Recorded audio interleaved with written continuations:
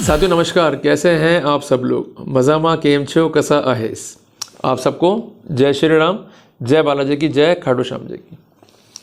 साथियों बेसिकली हम सब प्रॉपर्टी खरीदना चाहते हैं, बट प्रॉब्लम ये आती है कि प्रॉपर्टी को जब आप खरीद लेते हैं तो बाद में मालूम पड़ता है कि प्रॉपर्टी कहीं बिकी भी है, विवाद हो जाते हैं, फिर हमें कोर्ट केस लड़ना पड़ता है, लंबे टाइम तक ना तो प्रॉपर्टी एंजॉय कर पाते हैं, पैसा गया सो अलग। तो ऐसे लोग जो प्रॉपर्टी खरीद रहे हैं वर्ष 2025 में, उन्हें क्या बातें ध्यान रखनी है कि इस तरह के विवाद ना हो और उनका पैसा जो है वो सुरक्षित रहे, क्योंकि प्रॉपर्टियाँ सस्ती नहीं है, महंगी है प्रॉपर्टियाँ, और ख़ासकर अगर प्रॉपर्टी कमर्शियल है तो नुकसान आपका बड़ा हो सकता है। दूसरी बात है कि जो लोग प्रॉपर्टियाँ खरीद रहे हैं जरिए अटॉर्नी होल्डर, क्लियर है, मीन्स जो मकान मालिक है या जो लैंड ऑनर है वो सामने नहीं आपके, उसने एक अटॉर्नी लिख दी, किसी व्यक्ति को ऑथराइज़ कर दिया, वो आके आपसे मिल रहा है और कह रहा है कि भाई मैं ऑथराइज़ हूँ और आप जो है मुझसे डील कर सकते हैं, मुझे दीजिए पैसा, मैं तुरंत जो है आपके नाम कर दूंगा सेल डीड। तो वहाँ पर क्या करें, क्या प्रिकॉशंस लें। तीसरे केसेस वो हैं कि जहाँ बोनाफाइड परचेजर है, आप पैसा भी दे चुके हैं, प्रॉपर्टी का पोजीशन भी ले चुके हैं, और जो कंसर्न लैंड ऑनर है इसने केस कर दिया आप पर और अटॉर्नी होल्डर पे कि आप दोनों ने मिलकर जो है धोखा किया है, और जो प्रॉपर्टी बहुत महंगी थी, करोड़ों में थी, वो औने पौने दाम पर आपने जो है खरीद ली है। या तो आप डिफरेंस का लाइए पैसा, या आप पर जो है कानूनी कार्रवाई होगी। अब मरता क्या नहीं करता, आप भी तलाशते हो ऑप्शन कि राजीनामा हो जाए, जान छूटे, पर अंतोगत्वा आपको एक्सटॉर्ट किया जाता है। एक बड़े स्कैम का जो है आप शिकार हो सकते हैं। तो साथियों करें क्या इन पर्सपेक्टिव में, इसको लेकर भी मैंने आज की क्लास में जो है टॉपिक को कवर किया है। साथियों बेसिकली हम सब जानते हैं कि जिसके पास टाइटल है वो ही प्रॉपर्टी को बेच सकता है। जैसे मान लीजिए ये एक पेंसिल है, मैं इसका मालिक हूँ, तो मैं ये पेंसिल को बेच सकता हूँ। अगर टाइटल नहीं है तो मैं इस पेंसिल को नहीं बेच सकता हूँ, क्लियर है। साथियों ये प्रॉपर्टी तो है चल संपत्ति, क्लियर है। चल संपत्ति को लेकर प्रोटोकॉल है section 27 sales of good act में। पर जहाँ प्रॉपर्टियाँ अचल हैं, मीन्स चल नहीं सकती हैं, प्रॉपर्टियाँ हैं इमूवेबल, तो ऐसे सिनेरियो में सेल्स ऑफ गुड एक्ट की बजाय ट्रांसफर ऑफ प्रॉपर्टी एक्ट के प्रोटोकॉल लागू होंगे, क्लियर है बात ये। और वहाँ भी ये बात लिखी गई है कि अगर टाइटल नहीं है तो आप प्रॉपर्टी को बेचान नहीं कर सकते हैं, तो टाइटल मस्ट है। साथियों जब भी सेल होगा तो उसके लिए धारा 54 टीपी एक्ट काफ़ी इंपॉर्टेंट है। TP act means transfer of property act. वो ये कहता है कि अगर कोई सेल हो रहा है तो सबसे पहले प्रतिफल जो है संदाय होना चाहिए। दूसरी बात है कि पोजीशन ट्रांसफ़र हो जाना चाहिए। अगर दोनों ही बातें नहीं हैं या दोनों में से एक बात है तो वहाँ पर डेफिनेटली सेल जो है अफेक्ट होगा। प्रतिफल कम है या इनएडुकेट है, इससे कोई फ़र्क नहीं पड़ेगा, पर प्रतिफल होना चाहिए। अगर प्रतिफल नहीं है तो सेल डिफेक्टिव होगा, क्लियर है। साथियों कई बार ऐसा होता है कि हम लोग प्रॉपर्टी खरीद लेते हैं और हमको खुशी है कि हमने एक अच्छी प्रॉपर्टी ली, अच्छी लोकेशन पे ली, अब इसके दाम बढ़ेंगे, अल्टीमेटली इसको हम बेचकर एक अच्छा पैसा कमा लेंगे। पर होता क्या है कि इन द मीन वाइल कई बार हमें कोर्ट से नोटिस जो है आ जाता है कि आपने फर्जकारी करी है, आपने अटॉर्नी होल्डर के साथ मिला भगती करते हुए एक प्रॉपर्टी खरीद ली औने पौने दाम पे, तो आप कोर्ट आइए, अपना जवाब दीजिए, अदरवाइज़ हम सेल डीड जो है कैंसिल कर देंगे। आप घबरा जाते हैं, आप तुरंत मिलते हैं अटॉर्नी होल्डर से, उससे मिलते हैं, कई बार आपका हॉट टॉक भी उससे हो जाते हैं, वो आपको जो कंसर्न लैंड ऑनर है उसके पास से ले जाता है, उससे आपके हॉट टॉक तो हो जाते हैं, कई बार आप राजीनामा कर लेते हैं। तो साथियों बेसिकली जो प्रोसीडिंग्स अभी आप कर रहे हो ना, ये इसलिए आप कर रहे हो कि आपको नॉलेज नहीं है सब्जेक्ट की, आप जल्दबाजी करते हो, समझ पाते नहीं हो। तो आपको मैं चाह रहा हूँ कि सब्जेक्ट की पूर्ण जानकारी हो, ताकि ऐसी मुसीबत आने पर हम डील कर सकें प्रॉब्लम को और सब्जेक्ट ना बने एक्सटॉर्शन का। साथियों मकान मालिक या लैंड ऑनर जो है प्रॉपर्टी को बेच सकता है, ये मैंने आपको बताया, पर कई बार ऐसा होता है कि लैंड ऑनर जो है अवेलेबल नहीं है अपने शहर में या अपने राज्य में या अपने देश में, वो कहीं और बैठा हुआ है, तो फिर कैसे होगा सेल। उसके लिए एक इंस्ट्रूमेंट है कानून में, जिसको हम कहते हैं पावर ऑफ अटॉर्नी। पर कई बार ऐसा हुआ कि अटॉर्नी होल्डर ने अपनी अथॉरिटी का मिसयूज शुरू कर दिया, तो कोर्ट ने एक जजमेंट दिया कि अगर सेल थ्रू अटॉर्नी है और अटॉर्नी जो है वो अनरजिस्टर्ड है, तो ऐसे सिनेरियो में सेल जो है वो इनलीगल हो जाएगा, जिसका भरपूर फ़ायदा उठाया मकान मालिकों ने, और अल्टीमेटली जो बोनाफाइड परचेजर थे उनके राइट्स अफेक्ट हो गए। कोर्ट ने फिर इस पर इंटरप्रिटेशन किया और अल्टीमेटली एक नया इंटरप्रिटेशन जो है देखने को मिलता है वर्ष 2025 में। एक महत्वपूर्ण फैसला है जिसका टाइटल है वी रवि कुमार बनाम एस कुमार, जजमेंट है 3/3/2025 का। साथियों इस मामले के अंदर एक दावा पेश होता है for declaration and for injunction, और आपके विरुद्ध भी जब भी इस तरह की प्रोसीडिंग्स होंगी तो आपको या तो आएगा नोटिस वकील साहब के थ्रू या आपको आएगा नोटिस थ्रू कोर्ट, और उसमें दो ही प्रेयर होंगी, एक तो होगी डिक्लेरेशन की, एक होगी इंजंक्शन की। अगर प्रेयर नहीं है डिक्लेरेशन की तो आपकी बल्ले बल्ले हो गई। आप एक बात ध्यान रखिएगा कि सूट फॉर कैंसिलेशन में अगर प्रेयर नहीं है डिक्लेरेशन की, आपकी बल्ले बल्ले हो गई। आप एक बात विशेष ध्यान रखिएगा कि अगर प्रेयर नहीं है डिक्लेरेशन की, मियर प्रेयर है इंजंक्शन की, तो वहाँ पर कोई इफेक्टिव रेमेडी जो है कंसर्न वादी को नहीं मिल सकती।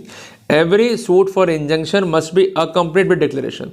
और तरीका क्या मांगने का उसको कि कंसर्न जो सेल डीड है उसको वॉइड एब इनिशियो डिक्लेयर किया जाए, जिसका बेनिफिट क्या मिलता है वादी को कि कोर्ट फीस उसकी बच जाती है। अगर वो जाएगा कैंसिलेशन में तो ही हैज़ टू पे मोर कोर्ट फी, तो वहाँ पर उसकी कोर्ट फी बच जाती है, जिस कारण उसको यही एडवाइस मिलता है कि you should go for suit for declaration, ताकि हम वॉइड एब इनिशियो करा देंगे और कोर्ट फीस को हम सेव करेंगे। इसके साथ साथ प्रेयर मांगते हैं स्थायी निषेधाज्ञा की, जिसको हम कहते हैं परमानेंट इंजंक्शन, और इसके साथ साथ एक स्टे एप्लीकेशन आप कह लीजिए, या एक एप्लीकेशन जो है फाइल होती है as per the protocol of order 39 rule 1 and 2 of CPC for temporary injunction, जिसको हम कहते हैं अस्थायी निषेधाज्ञा, जिसके जरिए कोर्ट से प्रेयर की रहती है कि भाई हमारे साथ फ्रॉड हुआ है, हम दावा लेके आए हैं, उसमें प्रॉपर कॉज ऑफ एक्शन है, ये प्रॉपर्टी आगे ना बिक जाए, मल्टीप्लिसिटी ऑफ लिटिगेशन ना हो, इसलिए हमें स्टे दिया जाए। पर साथियों सब चीज़ का एक ही बेसिस है, वो है कॉज ऑफ एक्शन। साथियों जब प्रॉपर्टी का सेल हो रहा है थोड़ा अटॉर्नी, तो ऐसे सिनेरियो में अटॉर्नी कब बनी, वो कब चैलेंज हुई, ये बहुत महत्वपूर्ण होते हैं, क्योंकि जिस दिन अटॉर्नी बनी है और उसके बाद सेल डीड हुई है, तो ऐसे सिनेरियो में एक सब्सिक्वेंट डेट बता करके कि मुझे इस तारीख को ही जानकारी हुआ कि ये अटॉर्नी जो है यूज़ हुई और यहाँ पर फर्जकारी हुई और अल्टीमेटली राइट्स मेरे अफेक्ट हुए, ये प्ली जो है अमूमन वादी नहीं ले सकता। ये भी कोर्ट ने जो है क्लियरिफाई कर दिया। साथियों कोर्ट ने इस केस में 5 महत्वपूर्ण बिंदुओं को देखा जो काफ़ी इंपॉर्टेंट है। बिंदु नंबर 1 कि जो कंसर्न अटॉर्नी होल्डर है, अगर उसके विरुद्ध इस तरह के आरोप है कि उसने फर्जकारी करी, वो कंसर्न जो परचेजर है उससे मिल गया, तो ऐसे सिनेरियो में कंसर्न अटॉर्नी होल्डर या कंसर्न बोनर परचेजर जो है एक एप्लीकेशन कोर्ट में दाखिल कर सकते हैं, जिसको कहते हैं objection under order 7 rule 11 of CPC. ये यूजुअली हम भी दाखिल करते हैं। इसमें बेसिकली हम लोग हिट करते हैं कॉज ऑफ एक्शन को।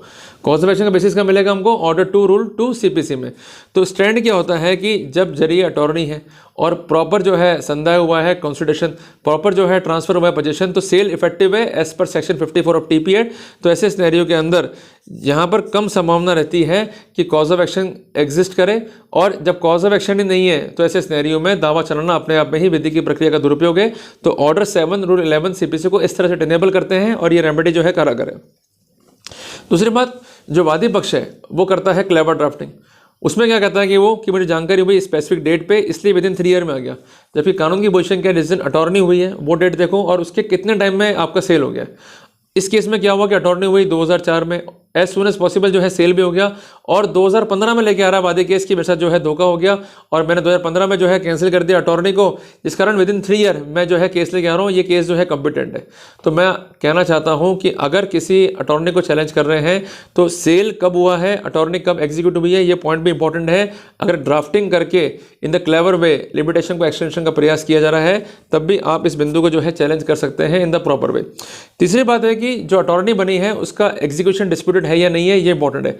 कई बार ऐसा होता है कि जो अटॉर्नी होल्डर है वो साइन फर्जी कर लेता है, तो इस पॉइंट पे वैलिड हम चैलेंज कर सकते हैं। बट अगर साइन फर्जी नहीं है, एग्जीक्यूशन जो है प्रॉपर है, तो वहां पर कम सफलता मिलेगी वादी को। इस पॉइंट को जो है ध्यान में रखिएगा। चौथी इंपॉर्टेंट बात है कि अगर कहता है वादी कि उसके साथ जो है फ्रॉड हुआ है, तो इस फ्रॉड को जो है उसको प्लीड करना पड़ेगा specifically in light of section 17 of Indian contract act. इसके अलावा ऑर्डर 6 रूल 4 सीपीसी के प्रोटोकॉल जो है फॉलो करने पड़ेंगे। और पांचवी इंपॉर्टेंट बात यह है कि जो भी कंसर्न वादी है उसका जो भी समयवार रहा कंसर्न अटॉर्नी होल्डर के साथ में या कंसर्न जो परचेजर है उनके साथ में, ये कॉन्ट्रैक्ट जो है रिलीवेंट है। अगर इस तरह के दस्तावेज हैं या कोई एनओसी विभाग से वो लेकर आ गया या उसमें उसका कोई स्पेसिफिक रोल है या कोई स्पेसिफिक कोल्यूजन है, तो ये भी इंपॉर्टेंट पॉइंट होता है to be considered against the concern plaintiff. तो इस पॉइंट पर कोर्ट ने इस केस को देखा और कोर्ट ने कहा ये केस जो है मेंटेनेबल नहीं होगा। तो कुल मिला के ये केस नहीं है, ये केस जो है मैं से कहा था 10 महत्वपूर्ण बातें। क्योंकि मैंने शुरुआत में क्या कहा आपको कि हम यहाँ पर 2 केस देख रहे हैं, ऐसे केसेस जहाँ हम प्रॉपर्टी खरीदने जा रहे हैं थ्रू अटॉर्नी, और दूसरे केसेस वो जहाँ हम खरीद चुके हैं पर हमें ब्लैकमेल किया जा रहा है। तो 10 महत्वपूर्ण बातें हैं इस तरह के मामलों में हमें करना क्या होता है। अगर हम प्रॉपर्टी खरीदने जा रहे हैं तो आप हमेशा प्रॉपर्टी पे जो है लोन लीजिए। अगर आप लोन लेंगे तो बैंक डॉक्यूमेंट सारे वेरीफाई कर लेगा, वहाँ पर फ्रॉड की पोजीशन होगी 0%। तो हमेशा लोन लीजिए, भले अमाउंट शॉर्ट हो बट लोन जरूर लीजिए। दूसरी बात है कि जो भी अटॉर्नी होल्डर आपके पास में आ रहा है वो कितना जेन्युइन है, इस बारे में जांच कीजिए।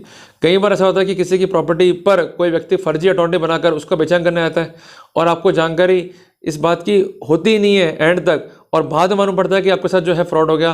तो ऐसा ना हो, जो कंसर्न मकान मालिक है, लैंड ऑनर है, उससे बातचीत कीजिए, व्यक्तिगत मिलिए। ओके, देखो मामला 1000-2000 रुपये का नहीं है, मामला लाखों का है। तो संतुष्टि होने के बाद ही जो है आगे बढ़े। तीसरी इंपॉर्टेंट बात है कि ये प्रॉपर्टी आगे बिकी या नहीं बिकी, इस प्रॉपर्टी का कोई प्रीवियस सेल तो नहीं है, ये प्रॉपर्टी अंडर इनकम्बेंसेस तो नहीं है, इस पर कोई डिस्प्यूट तो नहीं है, जिसके लिए आप सर्च रिपोर्ट जरूर कराएं और जो कंसर्न एडवोकेट हैं वो इस संबंध में आपकी हेल्प कर सकते हैं। क्लियर है? जो आपके लोकल एरिया के, आपको बाहर वहाँ कंसल्ट नहीं करना है, ना किसी जाना है बाहर के वकील के पास में। जो आपके लोकल एरिया का वकील है जो डील करता है उपपंजीयक कार्यालय में, वो आपकी हेल्प कर सकता है। इसके अलावा जो कंसर्ट कोर्ट में लिटिगेशन लड़ते हैं एडवोकेट, वो भी आपकी काफ़ी हेल्प कर सकते हैं। अगर कोई विवाद होगा तो जानकारी जो है अपन ईजिली ले सकते हैं। बट अमूमन जो है हमें करानी चाहिए सर्च रिपोर्ट से हमें काफ़ी चीज़ें जो मालूम पड़ जाती है। पर चूंकि आप लोन ले लेंगे तो वहाँ भी काफ़ी हेल्प जो है आपकी हो जाएगी। चौथी इंपॉर्टेंट बात यह है कि जो भी आप समव्यवहार कर रहे हैं, जो पैसे दे रहे हैं, वो पैसे हमेशा खाते में दें, नगद कुछ ना दें। अगर पैसे जो है आप नगद दे रहे हैं तो you are at major risk. Clear है बात ये? अगर पैसे खाते में होंगे और समव्यवहार जो है प्रॉपर देखिएगा कोर्ट को, ऐसे सिनेरियो में फ़ायदा वहाँ आपको मिल जाएगा।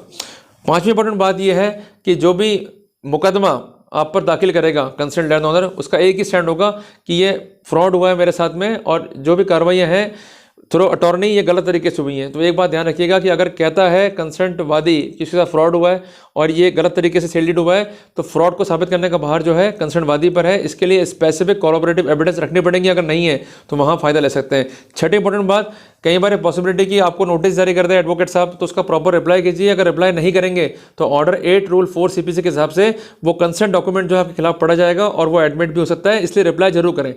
सातवीं इंपॉर्टेंट बात यह है कि जो भी दावा कोर्ट में आ रहा है उसका भी प्रॉपर रिप्लाई करना है। रिप्लाई नहीं कर रहे हैं हमारे खिलाफ जो है जाएंगी स्थितियां। आठवीं बात है कि इस मामले में अगर FIR कटा देता है कंसर्न वादी टू सपोर्ट द केस, तो वहां घबराए नहीं, पुलिस गिरफ्तार नहीं कर रही है आपको, क्योंकि आप बोनाफाइड परचेजर हैं। तो ऐसे सिनेरियो के अंदर FIR का प्रॉपर जवाब फाइल करें, जिसको हम कहते हैं ज्ञापन या मेमोरेंडम या रिप्रेजेंटेशन, और अगर आवश्यकता हो तो क्वेश्चनिंग में आप जा सकते हैं। और इसके अलावा एक बात ध्यान रखिएगा कि जहां बोनाफाइड परचेजर हैं, आपने प्रॉपर जो है वैल्यू दिया है और आपने सारी इंक्वायरीज जो है करी है बिफोर परचेज, तो वहाँ फ़ायदा अपने को मिल जाएगा। तो जो भी कॉरेस्पॉन्डेंस है, चाहे बातचीत हो चाहे व्हाट्सएप चैट हो, संभाल के रखनी है अपने को। ये पार्ट एंड पार्सल है प्रोसीडिंग का। कभी भी दिक्कत आ सकती है, दिक्कत आने पर एविडेंस उस समय नहीं मिलती है, एविडेंस को हमको प्रिजर्व करके रखना ही पड़ेगा। नवी इंपॉर्टेंट बात यह है कि इन मामलों में FIR कट जाने पर हम लोग जो है परेशान से हो जाते हैं कि भाई क्या होगा, प्रॉपर्टी गई हमारे हाथ से। तो never be on table, better है कि आप डॉक्यूमेंट सौंपें जिसने झूठा केस किया, जो आपको एक्सटॉर्ट कर रहा है। अगर कोई अनावश्यक पैसों की मांग कर रहा है तो वहाँ पर धारा 308 BNS में आप कार्रवाई कर सकते हैं। और 10वीं इंपॉर्टेंट बात यह है कि जब प्रॉपर्टी को हम खरीद रहे हैं और प्रॉपर्टी के संबंध में हमने जानकारी ले ली है, उसके बाद ये दावे होंगे, तो वहाँ पर आप ऑर्डर 7 रूल 11 CPC के लाइट में कॉज ऑफ एक्शन को चैलेंज कर सकते हैं। और जजमेंट है B रवि कुमार बनाम S कुमार का, जो मैंने आपको बताया भी है, इसकी लाइट में आप अपने अवरमेंट दे सकते हैं। एक बात विशेषता ध्यान रखिएगा कि इन मामलों में क्या क्या चेक करना है आपको, कि प्लीडिंग्स क्या है, अवरमेंट्स क्या है, फैक्ट्स क्या है, और ऑन पॉइंट ऑफ लिमिटेशंस क्या क्या बातें रखी गई हैं। अगर मिसमैच है और ऐसा लगता है कि झोल हो गया, ऐसा लगता है कि समय सीमा बढ़ाने की नीयत से कुछ फैक्ट्स को जोड़ दिया गया है जो अपरेंटली क्लियर है, तो वहाँ पर भी हम ऐसी ड्राफ्टिंग्स को, ऐसी प्लीडिंग्स को, ऐसे प्लांट को ऑर्डर 7 रूल 11 CPC में चैलेंज कर सकते हैं। और एक बात ध्यान रखिएगा कि जो डॉक्यूमेंट आपकी साइड से भी हैं, अगर अनडिस्प्यूटेड हैं तो इन्हें कंसीडर किया जा सकता है। क्लियर है? तो इसलिए पॉइंट वही रखें जो कानून में परमिसेबल है। अगर बात आप करेंगे इलॉजिकल या जल्दबाजी में काम करेंगे, जल्दबाजी में प्रॉपर्टी खरीद लेंगे, तो वहाँ नुकसान जो है आपके होगा। तो पहले बात तो कोई प्रॉपर्टी जो डिस्प्यूटेड है वो खरीदनी नहीं है। और अगर गलती हो गई है इस तरह से जो आपने वर्कआउट किया, तो वहाँ पर अगर दावा हो भी गया है तो कॉन्टेस्ट कैसे करना है वो आपको जानकारी होना चाहिए। क्लियर है? बट एक बात ध्यान रखिएगा, अगर कंसर्न जो अटॉर्नी है उसका एग्जीक्यूशन जो है वो डाउटफुल है या उस पर फॉर्जरी हुई है, तो वहाँ दिक्कत आपको हो सकती है। उससे बचने का एक ही रास्ता है कि अगर आपने प्रॉपर प्रतिबद्ध संदेह किया है, तो ऐसे सिनेरियो में जो अटॉर्नी होल्डर है उस पर आप मुकदमा करें चीटिंग का और फॉर्जरी का, ताकि सही स्थिति जो है सामने आएगी और आपके राइट जो हैं वो अफेक्ट होने से बच जाएंगे। तो आप बोनाफाइड परचेजर हैं तो ऐसा एक्ट पे जो है दिखाई देना चाहिए। और अगर कोई राइट्स अफेक्ट हो रहे हैं तो इमीडिएटली कार्रवाई करें। जहां चुप्पी साध लेंगे, कार्रवाई नहीं करेंगे, प्रतिकार नहीं करेंगे, आपके ही राइट्स अफेक्ट होंगे। तो जल्दी मिलते हैं हमारे नए टॉपिक के साथ। टिल देन, जय हिंद, जय भारत।